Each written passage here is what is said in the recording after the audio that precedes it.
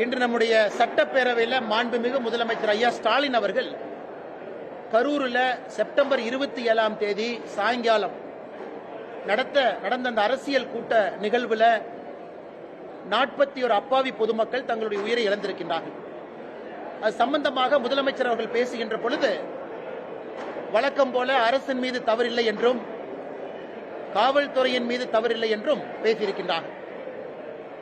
அதே நேரத்தில் கரூரில் காவல்துறை பந்தோபஸ்த் கொடுத்தது மொத்தமாக 606 பேர் அந்த அரசியல் கூட்டத்திற்கு காவல்துறை பாதுகாப்பு அளித்தார்கள் என்று சொல்லியிருக்கின்றார். 28 செப்டம்பர் கரூரில் நடந்த பத்திரிகையாளர் சந்திப்பில் ஏடிஜிபி திரு டேவிட்சன் அவர்கள் 500 பேர் பாதுகாப்பில் இருந்ததாக சொல்லியிருக்கின்றார். இன்று காவல்துறை ஒரு பத்திரிகையாளர் செய்தி குறிப்பு வெளியிட்டிருக்கிறாங்க. அதுல சம்பவ இடத்துல 350 பேர் இருப்பதாக சொல்லியிருக்கின்றார். மிச்சம் 150 பேர் வேறு வேறு இடத்துல இருந்தாங்க. இன்று இந்த வழக்கு சிபிஐக்கு மாற்றப்பட்ட பிறகு தமிழக அரசினுடைய முதலமைச்சர் ஒரு நம்பர் சொல்றாங்க 606, ஏடிஜிபி கரூர்ல 500, 28 செப்டம்பர்ல. இன்னைக்கு வந்திருக்கக்கூடிய காவல்துறை செய்தி குறிப்பு சம்பந்தப்பட்ட இடத்துல பந்தோபஸ்த் என்பது 350. இதுல இருந்தே நமக்கு பல விஷயம் தெரியுது. நிகழ்ச்சி எல்லாம் நடந்து முடிந்து அப்பாவி பொதுமக்கள் எல்லாம் இறந்த பிறகு இன்னைக்கு வழக்கு சிபிஐக்கு போன பிறகு முன்னுக்கு முரணாக பல விஷயங்களை தமிழக அரசு அதுவும் குறிப்பாக சட்டப்பேரவையில் சொல்லிக் கொண்டிருக்கின்றார். இது வன்மையாக கண்டிக்கத்தக்கது மட்டுமல்ல, அதே நேரத்தில் தங்கள் மீது தவறு இல்லை என்பதை காட்டுவதற்காக இந்த பொய்களை எல்லாம் கட்டவிழ்த்து விட்டிருப்பதாக நாங்கள் பார்க்கின்றோம். இது முதல் விஷயங்கள். இரண்டாவது, உச்சநீதிமன்றம் சில கருத்துக்களை சொல்லி இருக்கின்றார்கள். காவல்துறையின் மீது தவறு, அரசு அதிகாரிகள் செய்திருக்கக்கூடிய தவறு. சென்னை உயர்நீதிமன்றத்திலே சில கருத்துக்கள் பதிவாகி இருக்கிறது. ஆனா முதலமைச்சர் அவர்கள் இன்னைக்கு பேசியிருக்கக்கூடிய விஷயத்தெல்லாம் பார்க்கும் பொழுது அரசின் மீதோ அங்கிருக்கக்கூடிய அதிகாரிகள் மீதோ அங்க இருக்கக்கூடிய காவல்துறையின் மீதும் எந்த தவறும் இல்லை என்பதை போல் பேசிக் கொண்டிருக்கின்றார்கள். அதையும் இந்த நேரத்தில் மக்கள் மன்றத்தில் சுட்டிக்காட்ட விரும்புகின்றோம். இந்த நேரத்தில் முதலமைச்சர் அவர்கள் முன்னுக்கு முரணாக பேசுவதை விட்டுவிட்டு உச்சநீதிமன்றம் அமைத்திருக்கக்கூடிய அந்த குழு சிபிஐக்கு முறையாக அவங்க ஆதரவு கொடுத்து உண்மை குற்றவாளிகளை கண்டுபிடித்து வெளியே கொண்டு வருவதற்கான முயற்சியில் இறங்க வேண்டும் என்று இந்த நேரத்தில் வலியுறுத்துகின்றோம். அதை தாண்டி பத்திரிகை நண்பர்களுக்கு கேள்வி இருக்கும், பதில் சொல்றாங்கன்னா கேளுங்க.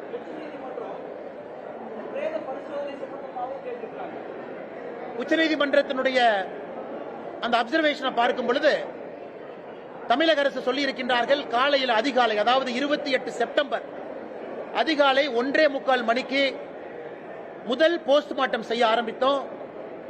மத்தியானம் 1 மணி முடியும் பொழுது 39வது உடலை போஸ்ட்மார்ட்டம் செய்து முடித்தோம் என்று சொல்லி இருக்கின்றார்கள். காலையில் 1:45 ஆரம்பிச்சு மத்தியானம் 1 மணி வரைக்கும். உச்சநீதிமன்றத்தினுடைய நீதியரசர்கள் கேட்டிருப்பது, அந்த போஸ்ட்மார்ட்டம் செய்யறக்கே 2 டேபிள் தானே இருக்கு, அப்படி இருக்கும் பொழுது நீங்க சொல்லி இருக்கக்கூடிய டைம் எதுவும் மேட்ச் ஆகலையே.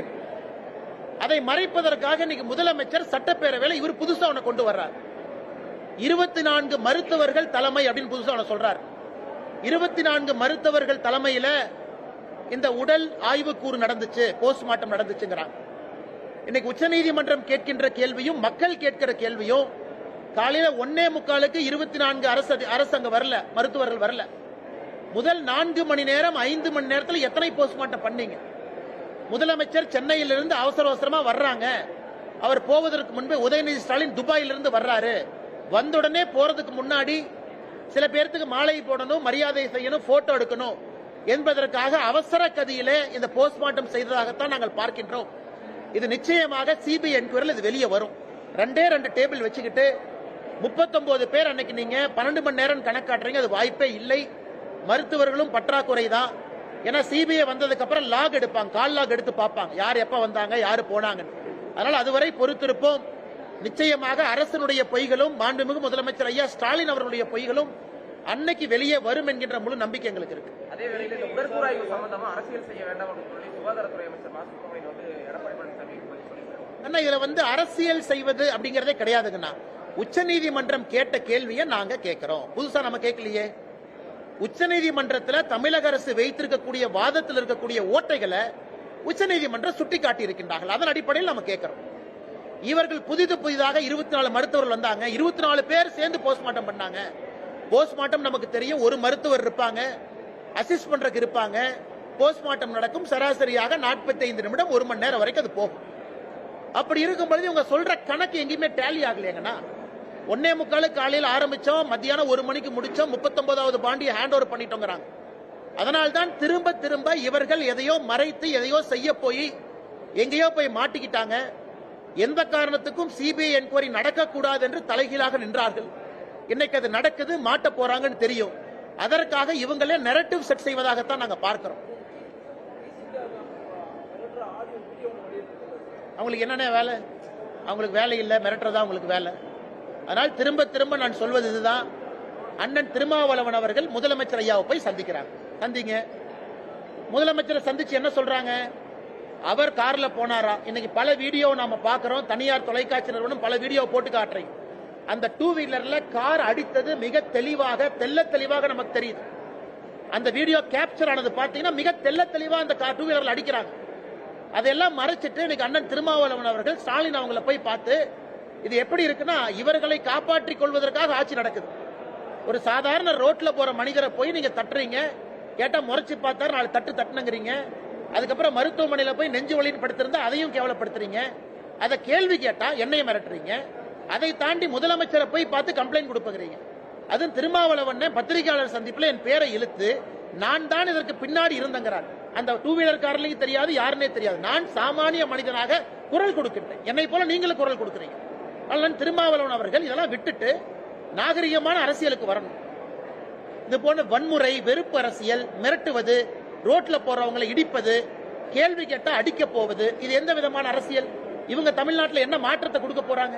இவர்களால் என்ன மாற்றம் நடக்கும்? வன்முறை அரசியல்னால யாருக்கு என்ன லாபம்? அதனால அதற்கெல்லாம் நாங்கள் பயப்பட போவது கிடையாது. உங்களுக்கு தெரியும், அண்ணாமலை பொறுத்த வரைக்கும் ஒரு அடி அடிச்சா 2 அடி கொடுக்குறாங்க. மொத்தம் மாதிரி வாங்கிட்டு போற அல்ல இல்ல. அதனால அதற்கும் தயார் தான். நீங்க வரனா வாங்க. அதனால இந்த உருட்டல் மிரட்டல் என்கிட்ட வச்சுக்காதீங்க. இதையெல்லாம் பார்த்து காவல்துறை அதிகாரியாக இருந்து அரசியலுக்கு வந்திருக்கேன். பல ரவுடிகளை டீல் பண்ணிருக்கேன். இந்த வேலையில என்கிட்ட வச்சு கூடாது. அதே நேரத்தில் முதலமைச்சர் நான் சொல்றது, நீங்க உள்ள புந்து ஏன் எஃப்ஐஆர் போடல? இந்த மாநிலத்தினுடைய முதலமைச்சர் நீங்க ஏன் அரெஸ்ட் பண்ணல? மிக தெளிவாக ரோட்ல வன்முறை நடந்திருக்கு. உங்களுடைய கூட்டணி கட்சியை சார்ந்தவங்க எம்பி கார்ல இருக்காரு, அவர் இறங்குறாரு, சுத்தி அத்தனை பேர் இருக்காங்க.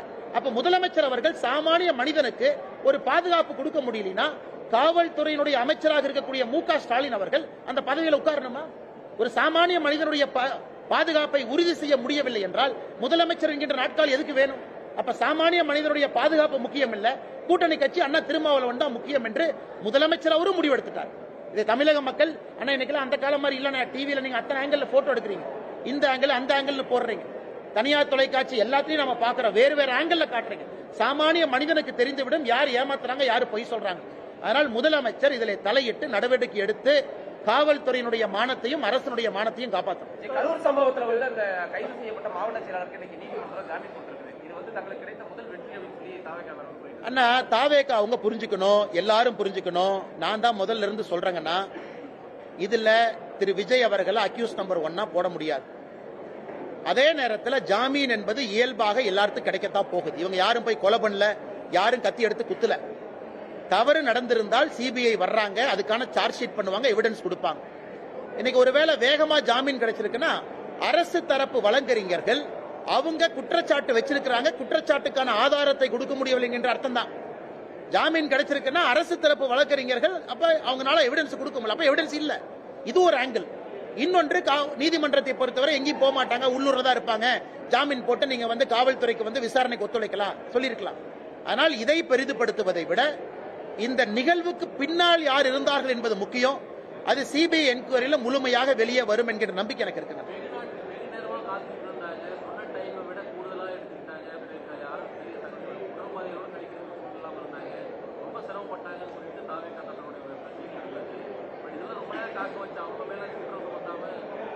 அண்ணா, இன்னைக்கு வந்து காவல்துறை அவர்களுக்கு எப்போது வேண்டுமானாலும் ஒரு கூட்டத்தை கலைப்பதற்கான முழு அதிகாரம் இருக்கு. எப்போது வேண்டுமானாலும் உள்ள போய் கூட்டத்தை கட்டுப்படுத்துவதற்கான அதிகாரம் இருக்கு. எப்போது வேண்டுமானாலும் அந்த கூட்டத்திற்கு பேசுறதுக்கு ஒரு தலைவர் வர்றாருன்னா வர முடியாது, வெளியே போங்கன்னு சொல்றதுக்கு அதிகாரம் இருக்கு. அந்த அதிகாரத்தை ஏன் பயன்படுத்தவில்லை என்று கேட்கின்றோம். கேள்வி ஒன்று. இரண்டாவது, நீங்க சொல்ற பிரச்சனை நடந்திருக்கலாம், ஆமாம், இல்லை என்று நான் சொல்லல. இன்னைக்கு அதையெல்லாம் நீங்க மறந்துட்டு இவங்க மட்டும்தான் தப்பு பண்ணாங்க, நாங்க தப்பே பண்ணலன்னு சொல்றதுதான் நாங்க கேள்வி கேட்கிறோம். நாங்களும் தவறு செய்திருக்கோம்னு ஒத்துக்குங்க. கட்சி தவறு செய்திருக்கா முதல்ல இருந்து நாங்க சொல்றோம். கட்சி தவறு செய்திருந்தால் நடவடிக்கை எடுங்க. அரசு எங்க மேல எந்த தப்பு இல்ல, நாங்க நிரபராதிகள், எங்கேயும் ஒரு தவறும் அரசு சார்பில் நடக்கலின்னு முதலமைச்சர் அவர்கள் கரூரில் இருந்து சொல்றாங்க. அதைத்தான் திரும்ப திரும்ப சொல்றோம். இல்லை, அரசும் தவறு செய்திருக்கின்றது. உங்க மேல நிறைய தவறு இருக்கு. அதிகமான முக்கியத்துவம் உங்களுக்கு தான், ஏன்னா உங்க கையில தான் அதிகாரம் இருக்கு. அதை மறைத்து விட்டு ஏன் ஒருவர் மீது பழியை போட முயற்சிக்கின்றீர்கள் என்பது எங்களுடைய கேள்வி. ஆனா எனக்கு தெரியல, சிபிஐ என்கொயரி நடக்கட்டும். நான் எப்பவுமே சொல்றதுன்னா ஆர்கனைசர்ஸ்க்கு ரெஸ்பான்சிபிலிட்டி இருக்கு. ஆர்கனைசர்ஸ் ரெஸ்பான்சிபிலிட்டி அது சிபிஐ வரும்போது தெரியும். அந்த டேட்டா உங்கள்கிட்ட எங்கிட்ட இல்ல. சரியான முறை வந்தவங்க பாதுகாப்புக்காக கட்சி நிர்வாகிகள் நிறுத்தினாங்களா, அவங்க ஏதாவது தனிப்பட்ட முறையில் ஆம்புலன்ஸ்ல ஏற்பாடு செய்திருந்தாங்களா, அந்தந்த மணி நேரத்திற்கு கூட்டம் அதிகமாக வரும் பொழுது அவங்க காவல்துறையை கூட்டம் அண்ணே கூட்டம் அதிகமாக வந்துருச்சு 6 மணிக்கு 7 மணிக்குன்னு சொன்னாங்களா, அந்த டேட்டா உங்ககிட்ட இல்ல, எங்கிட்ட இல்லைங்கண்ணா. அது யார் பர்மிஷன் கொடுத்து வாங்கினாங்களோ அவர்களின் மீது முழு பொறுப்பு இருக்கு. அது என்கொயரியில வரட்டும். நான் முதல்ல இருந்து பேசுறதே டே ஒன்ல அப்படியே நெரட்டிவ மாத்தி இவங்க தான் தப்பு நான் கொண்டு போறது தான் முதல்ல இருந்து கண்டிக்கிறேன். அரசு நீங்க எதுக்கு பர்மிஷன் கொடுத்தீங்க, ஏன் கொடுக்கல சொல்லுங்க. நீங்க அவங்களை கைது பண்றதுக்கு முன்னாடி அந்த லோக்கல் சப் இன்ஸ்பெக்டர் சஸ்பெண்ட் பண்ணீங்களா? இல்லை. இந்தியால ஒரு கோவில் திருவிழால 2 பேர் இறந்தாவே லோக்கல் 2 பேர் சஸ்பெண்ட் ஆவாங்க, தாசில்தார் ஆவாங்க, சப் இன்ஸ்பெக்டர் ஆவாங்க. 41 பேர் இறந்த பிறகு ஒரு அரசு அதிகாரியும் கூட பொறுப்பில்லைன்னா எப்படி ஏத்துக்க முடியுங்கன்னா? கரூரில் இருந்து தொடர்ந்து பாரதிய ஜனதா கட்சி கேட்பது, இது இந்தியாவில் எந்த மாவட்டத்தில் நடந்திருந்தாலும் எஸ்பியும் கலெக்டரும் சஸ்பெண்ட் பண்ணிட்டு தான் அடுத்த வேலையை செய்வாங்க. நம்முடைய முதலமைச்சர் அதை கூட செய்யாம டிஃபெண்ட் பண்ணுவதற்கான காரணம் என்ன? அதுதான் ஆச்சரியமா இருக்கு, அதிர்ச்சியா இருக்கு. ஏன் முதலமைச்சர் ஒருதலை பட்சமா செயல் பண்றாங்க? ஆமாம், அரசு பண்றாங்க, நடவடிக்கை எடுத்த ஆர்கனைசர் தப்பு, நாங்க நடவடிக்கை எடுக்க நாங்க பாராட்டுறோம். எல்லாமே இல்லாம ஒருத்தர் மேலேயே நான் திரும்ப திரும்ப போடுவேன் அப்படிங்கிறது தான் எங்களை பொறுத்தவரை நாங்கள் உரிமை குரலாக கேள்வி கேட்பதை எங்கள் கடமையாக கருதுகின்றோம். தமிழக ஐபிஎஸ் அதிகாரிகள் கண்காணிப்பு குழுவில் இருக்கக்கூடாதுன்னு சொல்லி உச்சநீதிமன்றம் சொல்லியிருக்காங்க. சட்ட ஆலோசனை நடத்தி தமிழக அரசு உச்சநீதிமன்றத்தை அணுகுன்னு சொல்லி முதல்வர் இன்னைக்கு சட்டமன்றத்தில். அண்ணா, முதல்வர் அவர்கள் புரிந்து கொள்ள வேண்டும்.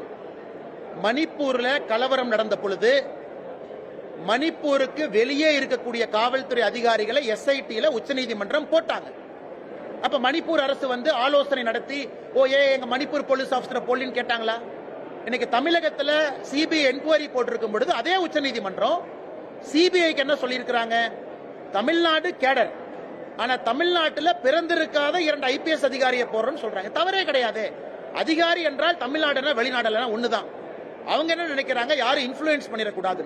அதனால் முதலமைச்சர் இதையெல்லாம் பெரிதுபடுத்தி நாங்க ரிவ்யூ பெட்டிஷன் போடுவோம், நாங்க மறுபடியும் உச்சநீதிமன்றத்தை அணுவோம் அப்படின்னா அவர் இதை காலம் தாழ்த்தக்கூடிய செயலா மட்டும்தான் பண்றாங்க. இந்தியால பல இடத்துல இது நடந்திருக்கு, தமிழ்நாடு மட்டுமில்லை.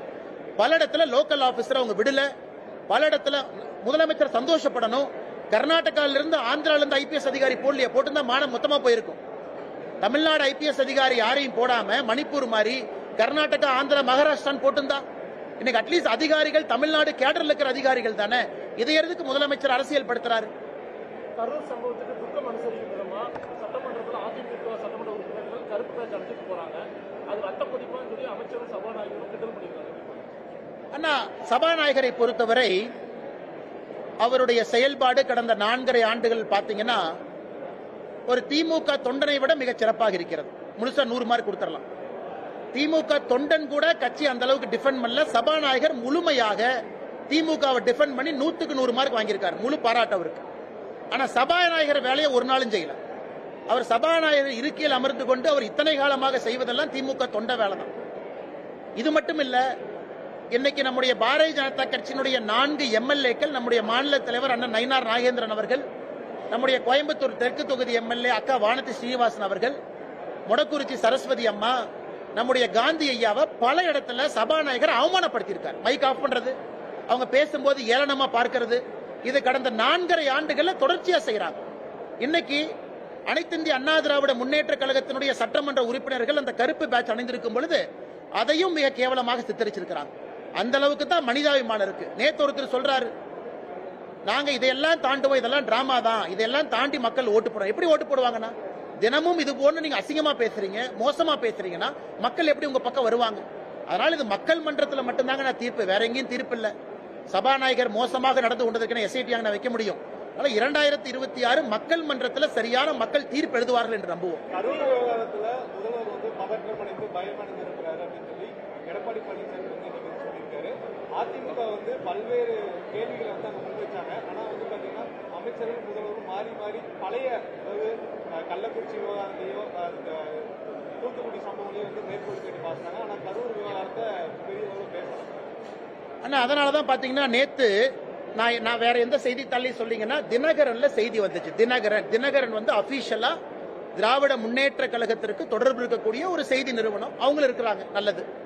தினகரன்ல செய்தி போடுறாங்க, முதலமைச்சர் சிறப்பு ஆலோசனை, ஹிந்திக்கு எதிராக சட்டப்பேரவையில ஒரு சட்டத்தை கொண்டு வருவதற்காக ஆலோசனை தினகரன்ல போடுறாங்க. ஏன்னா இன்னைக்கு இந்த டிபேட் அண்ட் டிஸ்கஷன் நடக்கும்னு தெரியும்.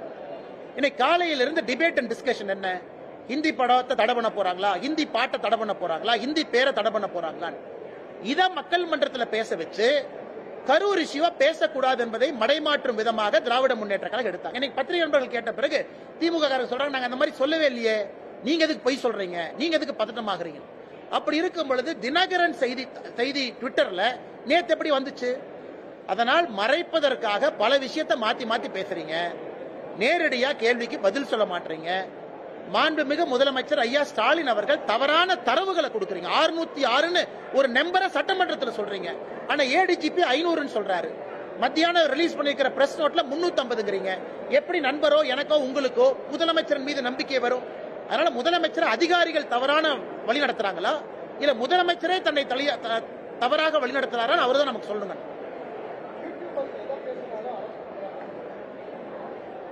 ஆனா இவங்க இன்னைக்கு பெண்களின் மீது கை வைக்கிறவன், ரோட்ல வந்து தாலி செயினை பறிக்கிறவன், அவன் அரெஸ்ட் பண்றதுக்குலாம் டைம் இல்ல. இந்த 2 மணிக்கு இந்த யூடியூப் நடத்துற வீட்டுக்கு போறாங்களா, இதுக்கு தான் டைம் இருக்கு. அதனால இன்னைக்கு ரவுடிகள்லாம் ஜாலியா சுத்திட்டு இருக்கான். எங்கேயா சுத்திட்டு இருக்கேன்னா 10 மணிக்கு அண்ணே அவங்கள யூடியூப்காரன் அரெஸ்ட் பண்ண போயிருக்காங்க, அதான் கத்தியோட சுத்திட்டு இருக்காரு. அது போன்ற தமிழகத்தினுடைய சட்டம் ஒழுங்கு நிகழ்வு நடந்து கொண்டிருக்கிறது, வன்மையா கண்டிக்கத்தக்கது. அப்படி யூடியூப்காரன் அரெஸ்ட் பண்ணால் 24 மணி நேரத்தில் பெயில் கொடுக்கத்தான் போறாங்க. எல்லாரும் கருத்துரிமை இருக்கு, பேச்சுரிமை இருக்கு. இதை முதலமைச்சர் நேரடியாக தலையிடணும். யாரை காவல்துறை பண்றாங்களா, ஏடிஜிபி பண்றாங்களா, டிஜி பண்றாங்கன்னு தெரியல. இதை முதலமைச்சர் தலையிட்டு சரி செய்ய வேண்டும் என்பது எங்களுடைய வேண்டுகோள். குறிப்பிட்ட மாதிரி விஜய வந்து முதல் குற்றவாளியா சேர்க்க முடியாதுன்னு நீங்க சொல்லிருக்கீங்க. ஆனா தமிழக அரசு வந்து உச்சநீதிமன்றத்திலும் சரி, நீங்க சட்டமன்றத்திலும் சரி, விஜய் வந்து இனி வந்து பாதிக்கப்பட்ட மக்களை சந்திக்கல, அந்த இடத்துல வந்து பார்க்கல, உடனே அந்த இடத்துல ஓடிட்டாங்க அப்படிங்கிற தரவு வந்து மீண்டும் சொல்றாங்க. அண்ணே நான் உங்களுக்கு ஏற்கனவே சொன்னேன், நாளைக்கு இன்னொரு அரசியல் கட்சி நடக்கக்கூடாது. கரூர்ல செப்டம்பர் 27ஆம் தேதி டிவிகேல இன்னொரு கட்சியா இருக்கு. அந்த கட்சியினுடைய தலைவராக இருந்தாலும் இதைத்தான் நான் பேசியிருப்பேன். அவங்க திமுகவினுடைய கூட்டணி கட்சியாக இருந்தாலும் இதைத்தான் நான் பேசியிருப்பேன். அந்த தலைவரை அக்யூஸ்ட் ஒன்னா நீங்க சேர்த்த முடியாது. காரணம், நியாயம்னா நியாயம், நேர்மைனா நேர்மை. அதை மாத்திலாம் பேச விரும்பலீங்கன்னா. அதனால் விஜய் அவர்களுக்கோ யாருக்குமோ ஆதரவு கொடுக்க வேண்டிய அவசியம் இல்லை. நாணயமா நேர்மையா ஒரு விஷயத்தை பார்த்து நான் கருத்து சொல்றேன். அதை எப்படி வேணாலும் திமுக மாத்தி பேசலாம், திருப்பி பேசலாம். இது திமுகவுடைய கூட்டணி கட்சியில இந்த துயர நிகழ்வு நடந்திருந்தாலும் கூட இதைத்தான் நாங்கள் சொல்லி இருப்போம். அவங்க மேல குற்றச்சாட்டு வைக்காதீங்க, முதல்ல அரசு என்ன பண்ணீங்கன்னு சொல்லுங்க ஐயா. ஆனா இதுல கன்வீனியன்டா பொலிட்டிக்கல் கேம் செப்டம்பர் 27 இருந்து திராவிட முன்னேற்ற கழகம் ஆடுவதை தான் தோலுரிச்சு மக்கள் மன்றத்தில் நாங்கள் காட்டிக் கொண்டிருக்கிறோம்.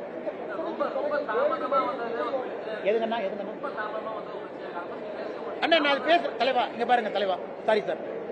அதாவது நான் முதல்ல சொன்னாங்க, கரூர்லயும் டிவிக்கு அவர்களுடைய அனுமதி கடிதம் 3 மணியிலிருந்து 10 மணி வரை கொடுக்குறாங்க. காவல்துறை அதை வாங்கி அதை கையெழுத்து போட்டு ஏத்துக்கிறாங்க. நீங்களே சொல்லுங்க, பத்திரிகை நண்பர், நீங்க பல இடத்துக்கு போறீங்க, டிவி எல்லாம் கவர் பண்றீங்க, 7 மணி நேரம் ஒரு நிகழ்வு நடத்த முடியுமான்னு சொல்லுங்க. 3 மணியிலிருந்து 10 மணி வரை அப்படின்னு டிவிக்கு அவருடைய அனுமதி கடிதத்தில் நீங்கள் அனுமதி கொடுத்து கையெழுத்து போட்டிருக்கும் பொழுது விஜய் 3 மணிக்கு வரலாம், 4 மணிக்கு வரலாம், 9 மணிக்கு வரலாம், 10 மணிக்கு வரலாம். அதனால் இதையெல்லாம் நான் ஒரு முதலமைச்சர் சொல்றாங்கன்னு ஏற்றுக்கொள்வதற்கு தயாரா இல்லை. நீங்க அனுமதி கொடுக்கும் பொழுது 3லிருந்து 5, 7லிருந்து 9, 5லிருந்து 7 2 மணி நேரம் ஏன் கொடுக்கல? இன்னைக்கு வந்து ஏன் இப்படி சொல்றீங்க? இது காவல்துறை எஸ்பி மேல தவறு இருந்தா, இன்னைக்கு முதலமைச்சர் எஸ்பி மீது நடவடிக்கை எடுத்திருந்தா நான் அதை பேசவே மாட்டேன். இன்னைக்கு கரூர் எஸ்பியின் மீதோ கலெக்டரின் மீதோ முதலமைச்சர் நடவடிக்கை எடுத்திருந்தால் நான் முதலமைச்சரை சொல்லியிருப்பேன், ஐயா நீங்க நடவடிக்கை எடுத்திருக்கீங்க, சந்தோஷம். நீங்க நடவடிக்கை எடுத்திருக்கீங்க, தப்பு செஞ்ச அதிகாரிகள் மீது நடவடிக்கை எடுத்திருக்கீங்க. இது ஒரு நல்ல முன்னுதாரணம். அதே போல வேறு யாரு தவறு செய்தாலும் எடுத்துக்கணும். இந்த மாதிரி நான் பேசிருக்கவே மாட்டேன். யாரு மேலையும் நடவடிக்கை எடுக்கல, தாசில்தார் மேல எடுக்கல, லோக்கல் சப் இன்ஸ்பெக்டர் மேல எடுக்கல, யாரு மேலையும் எடுக்காம இவங்க மட்டும்தான் தப்பு பண்ணாங்கன்னா எப்படிங்கன்னா ஏத்துக்க முடியும்? இதே முதலமைச்சர் நடவடிக்கை எடுத்திருந்தால் நிச்சயமாக நான் வேற மாதிரி தான் பேசியிருக்கேன். ஆனா நீங்க நடவடிக்கை எடுத்தீங்க, அரசு சந்தோஷம். மத்தவதை பாருங்க, எதையுமே எடுக்காம முத நாள்ல இருந்து இவங்க தான் தப்பு பண்ணாங்க, இவங்க தான் தப்பு பண்ணாங்க, எப்படி நான் ஏத்துக்க முடியும்? 15,000 கோடி வந்து பாக்ஸ்கான் நிறுவனம் தமிழகத்துல 15,000 கோடி முதலீடு செய்ததா வந்து அந்த தமிழக அரசுடைய ஆனா முதலமைச்சருக்கு ஆங்கிலம் தெரியாது, பாக்ஸ்கான் காரங்களுக்கு தமிழ் தெரியாது, அந்த ரூம்ல உட்கார்ந்து என்ன பேசினான்னு உங்களுக்கும் தெரியாது, எனக்கும் தெரியாது. இதை வந்து நம்ம டிஆர்பி ராஜா அண்ணன் ரொம்ப கன்வீனியன்டா பாக்ஸ்கான் வந்தாங்க, ஒரு போட்டோவை போட்டு 15,000 கோடி 14,000 வேலை வாய்ப்பு அப்படி அப்படின்னு அடிச்சு விட்டாரு. பாக்ஸ்கான்காரன் அவன் பல பிரச்சனை அவனுக்கு இருக்கு. ஏன்னா ஆந்திரால இருந்து போன் பண்ணுவாங்க, மகாராஷ்டிரால இருந்து கூப்பிடுவாங்க, ஒரிசால இருந்து கூப்பிடுவாங்க. அதனால பாக்ஸ்கான்காரங்க அப்படியெல்லாம் பொய் சொல்லிட்டுலாம் போக முடியாதுங்க. அவங்க என்ன சொன்னாங்க, ஐயா நாங்க உங்க கூட்டத்துக்காக வரல, ஒரு ஆண்டுகளுக்கு முன்பே முடிவு செஞ்சோம் இந்த இடத்துல எக்ஸ்பான்ஷன் பண்ணணும், அதுபடித்தான் பண்ணணும். பாக்ஸ்கான் நிறுவனம் இன்று உண்மையை பேசிய பிறகு தமிழக அரசுக்கு பிரச்சனை. இத தமிழக அரசுக்கு என்னுடைய அறிவுரை என்னன்னா, தமிழ்நாட்டில் இன்னைக்கு டீ கடை ஆரம்பிச்சா கூட திராவிட மாடல் போர்டு வைக்கிறீங்க, ஏன்னா எல்லாம் அநியாயமா? அங்க பாத்தீங்கன்னா ஆந்திர பிரதேசல அண்ணன் சந்திரபாபு நாயுடு $15 பில்லியன் $15 பில்லியன் விசாகப்பட்டினத்துல கூகுளை கொண்டு வந்து ஏஐ டேட்டா சென்டர் சத்தமே இல்லாம இறக்கிட்டார். 15 பில்லியன் எங்க? ஏன்னா 2 சோப் டப்பா தயாரிக்கிறது எங்க? அதனால அண்ணன் டிஆர்பி ராஜா அவர்கள் நல்ல முதலமைச்சர் ஏமாத்துறார். 2 பேர் வந்தா போதும், புடிச்சு கொண்டு வந்து கோட்டை மாட்டி போட்டோ எடுத்து போடுற போஸ்டர் அப்படின்னு. இதெல்லாம் ரொம்ப நாளைக்கு இந்த உண்மை நிக்காது. இன்னைக்கு பக்கத்துல சத்தம் இல்லாத கர்நாடகா, மகாராஷ்டிரா, ஆந்திரா, தெலங்கானா பாடுங்க, சத்தம் இல்லாம 1000 கோடிகள் உள்ள வருது. அதனால் இவர்கள் தேவையில்லாம ஆடம்பரமாக விளம்பரப்படுத்தி திராவிட மாடல் இவங்களே சத்தம் போட்டு இன்னைக்கு மாட்டிக்கிட்டாங்க. அதான் உதாரணமா கொடுக்கிறேன். ஆந்திரா இன்னைக்கு எப்படி முன்னாடி போறாங்க, தமிழகம் முன்னாடி போக முடியும். அதனால் முதலமைச்சர் அண்ணன் டிஆர்பி ராஜா பேச்சை குறைத்து செயல் அதிகமா ஈடுபடணும். இந்த பாக்ஸ்கான் கான்ட்ரோவர்சி அதிகமாக பேசுவதால் வந்த விளைவு தான் நான் பாக்குறேன். அதே மாதிரி கோவையில் நடைபெற்ற இந்த ஸ்டார்ட் அப் மாநாடு நிறைய அண்ணாண்ணே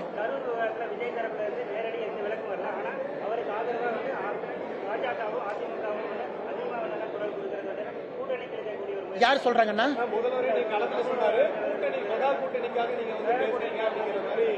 அண்ணா உங்களுக்கு தான் அண்ணன் திருமாவளவன் இருக்காரு, எல்லாம் இருக்கிறீங்க, நல்லா பண்ணுங்க, அடிக்கடி சந்திக்கிறீங்க. அண்ணா தமிழ்நாட்டில் நியாயத்தை பேசினா கூட்டணி ஆசையாங்கண்ணா, தர்மத்தை பேசினா கூட்டணி ஆட்சியா? நாங்க தான் சொல்றோம் பாருங்க, உங்களுடைய கூட்டணி கட்சி வந்து 27 செப்டம்பர் இந்த நிகழ்வு நடந்திருந்தால் அன்னைக்கும் அந்த தலைவர் நாங்க டிஃபெண்ட் பண்ணிருப்போம். நீங்க அநியாயமாக யாரின் மீதையோ வழக்கை போட வேண்டும் என்று நினைக்கின்றீர்கள். நியாயத்தை பேசும்போது எப்படி அது அநியாயமா மாறுங்கண்ணா? இது முதலமைச்சருக்கும் தெரியும். அதனாலதான் 606, 500, 350 ஒரு நம்பரை பேசுறாங்க. அதே மாதிரி அகமதாபாத்துடைய கட்சி ஆரம்பிக்கிறதுக்கு முன்னாடி அடித்தாயிரத்துக்கு போது அவர் நேரடியாக பார்த்தாங்க பாதிக்கப்பட்ட பெண்தரப்பு. ஆனா அவருடைய கட்சி தொண்டர்கள் 41 பேர் இருந்த பிறகு அவர் இன்னும் அந்த பக்கமே போகல. நியாயமான கேள்வினா இது நீங்க யார்கிட்ட கேட்கணும்? விஜய்கிட்ட கேட்கணும், தமிழக வெற்றி கழகத்திட்ட கேட்கணும். ஆனா முதல்ல இருந்து நான் திரும்ப சொல்வது, எல்லோரும் எவ்வளவு வேகமாக பொறுப்பெடுத்து அதை முழுவதுமாக தன்னுடைய மாரல் ரெஸ்பான்சிபிலிட்டியா ஒரு தலைவன் அதை ஏற்றுக்கொள்ளும் பொழுது அந்த தலைவன் மக்கள் மனசுல உயர்றார். அது ரொம்ப அரசியலுடைய அடிப்படை. மாரல் ரெஸ்பான்சிபிலிட்டி, என்னுடைய பொறுப்பு, நாங்கள் அப்படின்னு. அதனால் இன்னைக்கு மக்கள் மன்றத்தில் எல்லோரும் பாக்குறீங்க. இதே கேள்வி நான் முதலமைச்சர் கேட்கலாம், ஐயா நீங்க கரூர் வந்தீங்க, ஏன் கள்ளக்குறிச்சிக்கு போலீங்க? அதனால அதுக்குள்ள நான் போக விரும்பலீங்கன்னா சம்பந்தப்பட்ட தலைவர்கள்ட்ட நீங்க கேட்க போறீங்க. அவங்க சொல்ற பதில மக்கள் சமாதானம் ஆகுறாங்களா ஆகலையா, மக்களுக்கு பிடித்தவர்கள் ஆகிறாங்களா வெறுக்கிறவங்க ஆகிறாங்க, மக்கள் முடிவு பண்ண போறாங்க. அதனால மக்கள் மன்றத்தில் அதை வச்சிருங்க. அகமதாபாத் விமான விபத்துல வந்து பாத்தீங்கன்னா ஐயா அண்ணா கோயம்புத்தூர்ல ஒரு தனி மனிதர் இது போன்று தன்னுடைய சம்பாதித்திருக்கக்கூடிய சொத்தை வந்து தந்தை இல்லாத 100 குழந்தைகளுக்கு வருடத்திற்கு 10,000 ரூபாய் ஊக்கத்தொகையாக கொடுப்பேன் என்று அண்ணன் பாலாஜி உத்தமராஜ் அவர்கள் உத்தம் பவுண்டேஷன் மூலமா ஒரு அருமையான விஷயத்தை பண்ணியிருக்கிறாங்க. நாம் எல்லாம் இங்க வந்து பங்கேற்றிருக்கின்றோம். தமிழ்நாட்டில் குறிப்பாக நான் நிறைய பேசினேங்கன்னா, கல்வி வந்து வசதி இருக்கவங்களுக்கு ஒரு மாதிரி, வசதி இல்லாதவங்களுக்கு ஒரு மாதிரி இருக்கு. அது ரொம்ப தவறு. இதை நம்ம நிவர்த்தி செய்யணும்.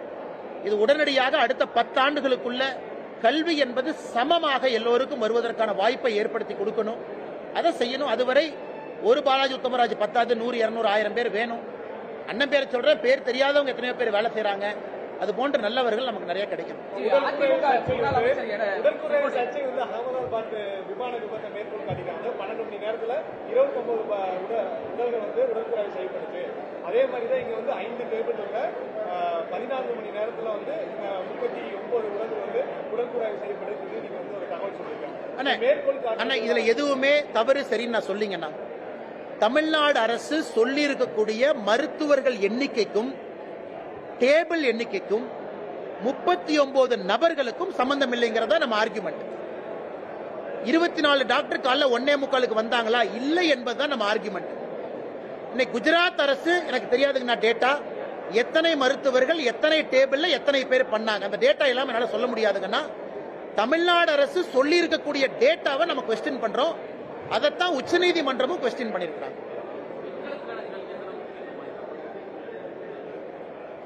என்னை பொறுத்தவரை பெண்களுக்கான கல்வி என்பது ஆண்களுக்கு அளிக்கின்ற கல்வியை விட அதிக முக்கியத்துவமாக நான் பார்க்கிறேன். 2 சமந்தான். ஆனா பெண்களை ஏன் கொஞ்சம் மேல தூக்குறாங்கன்னா, ஒரு பெண்ணுக்கு கல்வி கொடுப்பதன் மூலமாக அந்த முழு குடும்பம் கல்வியால் முன்னாடி போறாங்க. அதனாலதான் மிக அதிக முக்கியத்துவம் நம்ம பெண்களுக்கு கொடுக்கிறோம். தமிழகத்தை பொறுத்தவரை நம்ம பாராட்டணும். இந்தியாவில் பெண்கள் அதிகமாக கல்வி கற்கக்கூடிய மாநிலமா தமிழ்நாடு தொடர்ந்து இருக்கும். மேற்படிப்புக்கு அதிகமாக போகக்கூடிய பெண்கள் இருக்கக்கூடிய மாநிலமும் நாம தான். மேற்படிப்பு படித்துவிட்டு வேலைக்கு போகக்கூடிய மாநிலமாகவும் நாம தான் இருக்கிறோம். ஆனா பத்தாதுங்கண்ணா, 50%, 40% என்பது பத்தாது. தமிழகம் இந்தியாவுக்கு முன்மாதிரியா இருக்கணும். இந்தியா உலக நாடுகளுக்கு முன்மாதிரியா மாறணும்.